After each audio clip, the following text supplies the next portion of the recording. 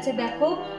Following expression পাওয়ার দেওয়া আছে, পাওয়ারটা কি করবো, যখন গুণ থাকবে তখন পাওয়ারগুলো যোগ হয়, তাহলে কি লিখছি দেখো -1 টু দি পাওয়ার, পাওয়ার যেগুলো আছে সেগুলো যোগ হয়ে যাচ্ছে, 27 যোগ 32 যোগ 11, এটা উপরেরটা করলাম। আর নিচের পার্টে কি আসছে দেখো -1 টু দি পাওয়ার 47 যোগ এখানে কত আছে 74, তাহলে উপরের পাওয়ারগুলো শুধু যোগ করলাম, যেহেতু গুণে আছে, গুণের সময় পাওয়ার যোগ হয়। এবার পরের লাইনে দেখো -1 টু দি পাওয়ার, এটা যোগ করলে কত হচ্ছে,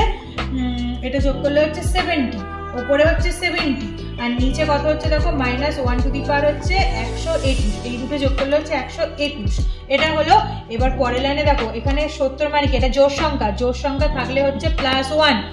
আর নিচে দেখো 121 মানে এটা বিজোড় সংখ্যা, মানে অড নাম্বার, এটা ইভেন নাম্বার, এটা অড নাম্বার, তো যেহেতু বিজোড় সংখ্যা সেহেতু হবে -1, তাহলে পরের লাইনে প্লাস মাইনাস হয়ে যাচ্ছে, -1 ইজ দ্য রাইট আনসার।